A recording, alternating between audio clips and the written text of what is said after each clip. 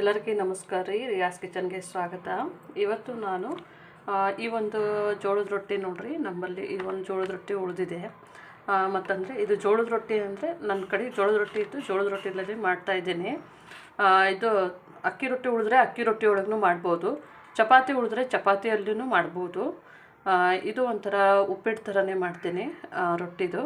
ಅಂದರೆ ಈಗ ಕೆಲವೊಂದು ಸತಿ ಮನೆಯಲ್ಲಿ ರೊಟ್ಟಿ ಉಳಿತಾ ನೋಡ್ರಿ, ಈಗ ಮತ್ತು ಪಲ್ಯ ಮಾಡೋದು ಬದಲು ಇದೇ ಥರನೇ ಮಾಡ್ಕೊಂಡ್ರೆ ಒಂದು ಟೇಸ್ಟ್ ಆದಂಥ ಒಂದು ಲಂಚಿಗೂ ಆಗುತ್ತೆ, ಬೆಳಗ್ಗೆ ಬ್ರೇಕ್ಫಾಸ್ಟ್ನೂ ಆಗುತ್ತೆ.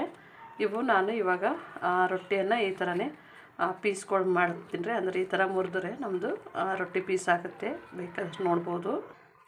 ಇವಾಗ ನೋಡ್ಬೋದು ರೀ, ನಮ್ಮದು ಈ ಥರ ಪೀಸಾಗಿ ಮಾಡ್ಕೊಂಡಿದ್ದೀನಿ. ಅಂದರೆ ಇದು ನಮಗೆ ರೊಟ್ಟಿ ಆಗಲಿ, ಅಕ್ಕಿ ರೊಟ್ಟಿ ಆಗಲಿ, ಚಪಾತಿ ಆಗಲಿ, ಜೋಳದ ರೊಟ್ಟಿ ಆಗಲಿ, ಒಟ್ಟು ರೊಟ್ಟಿ ಇದ್ದಿದ್ದು ಈ ಥರ ಪೀಸ್ ಮಾಡ್ಕೊಳ್ರಿ. ಹಳೆ ರೊಟ್ಟಿ ಇತ್ತಂದರೆ ಈಗ ಇಲ್ಲಿ ಬಾಣಲೆಯನ್ನು ಬಿಸಿ ಮಾಡ್ಕೊಂಡಿದ್ದೀನಿ ರೀ. ಅಂದರೆ ಈಗ ನಾವು ಒಗ್ಗರಣೆಗೆ ಹಾಕ್ಕೋಬೇಕಾಗುತ್ತೆ. ಈಗ ಒಗ್ಗರಣೆಗೆ ನೋಡಿರಿ, ಒಂದು ಸಣ್ಣ ಈರುಳ್ಳಿ, ಸ್ವಲ್ಪ ಕರಿಬೇವು ಸೊಪ್ಪು, ಒಂದು ಹಸಿಮೆಣ್ಸಿನ್ಕಾಯಿ ತೊಗೊಂಡಿದ್ದೀನಿ, ಒಂದು ಸಣ್ಣದು ಮೀಡಿಯಮ್ ಸೈಜಿನ ಟೊಮೆಟೋನ ಕಟ್ ಮಾಡಿ ಇಟ್ಕೊಂಡಿದ್ದೀನಿ. ಇದನ್ನು ಒಗ್ಗರಣೆ ಹಾಕಕ್ಕೆ ಬೇಕಾಗುತ್ತೆ. ನಾನು 2 ಟೇಬಲ್ ಸ್ಪೂನ್ ಅಷ್ಟೇ ಹಾಕ್ಕೊಂಡಿದ್ದೀನಿ ರೀ. ಇದಕ್ಕೇ ಒಂದು ಸ್ವಲ್ಪ ಸಾಸಿವೆ ಜೀರಿಗೆ ಹಾಕೋಣ. ಸ್ವಲ್ಪನೇ ಸಾಸಿವೆಯನ್ನು ಹಾಕ್ಕೊಂಡಿದ್ದೀನಿ ರೀ, ಒಂದು 1/4 ಚಮಚ. ಇವಾಗ ಸ್ವಲ್ಪನೇ ನಮ್ಮದು ಸಾಸಿವೆ ಸಿಡಿತಾ ಇದ್ದ ಹಾಗೇನೆ ಇಲ್ಲಿ ಒಂದು 1/4 ಚಮಚದಷ್ಟು ಜೀರಿಗೆ, ಉದ್ದಿನಬೇಳೆ ಒಂದು 1/4 ಚಮಚ ರೀ, 1 ಟೇಬಲ್ ಸ್ಪೂನಷ್ಟು ಕಡಲೆಬೇಳೆಯನ್ನು ನಾನು ಒಗ್ಗರಣೆಗೆ ತೊಗೊಂಡಿದ್ದೇನೆ.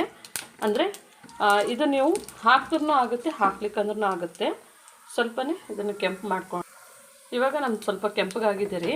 ನಾನು ಇವಾಗ ಈರುಳ್ಳಿ, ಟೊಮೆಟೊ, ಕರಿಬೇವು ಸೊಪ್ಪು, ಹಸಿಮೆಣ್ಸಿನ್ಕಾಯಿ ಇಟ್ಕೊಂಡಿದ್ದೆ ನೋಡಿರಿ, ಅದನ್ನು ಸಹ ಹಾಕೋತಾ ಇದ್ದೀನಿ.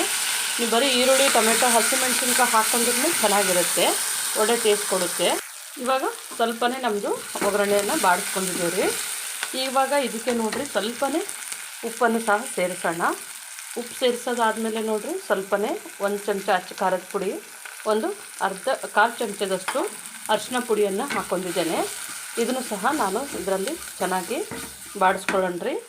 ಇದು ಸ್ವಲ್ಪ ಸ್ವೀಟ್ ಹೋಗೋದಕ್ಕಿಂತ ಮುಂಚೆನೇ ನಾನು ಇಲ್ಲೊಂದು ಸಣ್ಣ ಲೋಟದಲ್ಲಿ ನೀರನ್ನು ಇಟ್ಕೊಂಡಿದ್ದೇನೆ ರೀ. ಇದನ್ನು ಒಗ್ಗರಣೆ ಹಾಕ್ಕೊಂಡಿದ್ದೇನೆ. ಇವಾಗ ಇದು ನೀರು ಕುದಿ ಬರಬೇಕು ರೀ.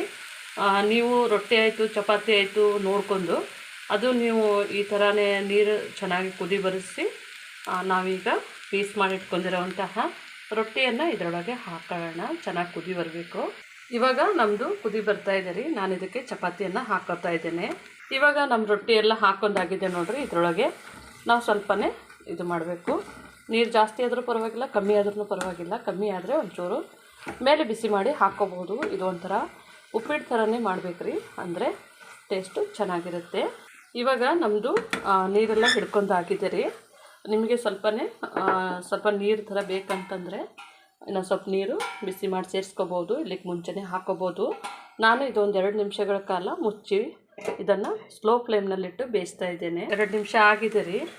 ಇವಾಗ ನಾನು ಇದನ್ನು ಓಪನ್ ಮಾಡಿ ಇದನ್ನು ಚೆನ್ನಾಗಿ ಒಂದು ಒಳ್ಳೆ ಮಿಕ್ಸ್ ಕೊಡೋಣ. ಅಂದರೆ ನೀವು ಬೇಕಿದ್ರೆ ಇದ್ದರೆ ಕೊತ್ತಂಬರಿ ಸೊಪ್ಪು ಹಾಕ್ಬೋದು, ನನ್ನ ಕಡೆ ಇಲ್ಲಂತೂ ಸ್ಕಿಪ್ ಮಾಡಿದ್ದೀನಿ. ಇವಾಗ ನೋಡ್ಬೋದು ರೀ, ನಮ್ಮದು ರೆಡಿ ಆಗಿದೆ. ನಾನು ಸ್ಟವನ್ನು ಆಫ್ ಮಾಡ್ಕೋತಾ ಇದ್ದೇನೆ.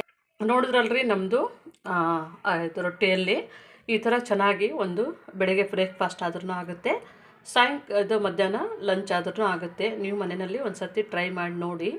ನಮ್ಮ ಚಾನಲನ್ನು ಸಬ್ಸ್ಕ್ರೈಬ್ ಮಾಡಿ, ಲೈಕ್ ಮಾಡಿ, ಶೇರ್ ಮಾಡಿ. ಯಾರು ಹೊಸದಾಗಿ ನಮ್ಮ ಚಾನಲ್ಗೆ ಸಬ್ಸ್ಕ್ರೈಬ್ ಮಾಡಿದ್ದೀರಿ ನಿಮ್ಮೆಲ್ಲರಿಗೂ ಧನ್ಯವಾದಗಳು.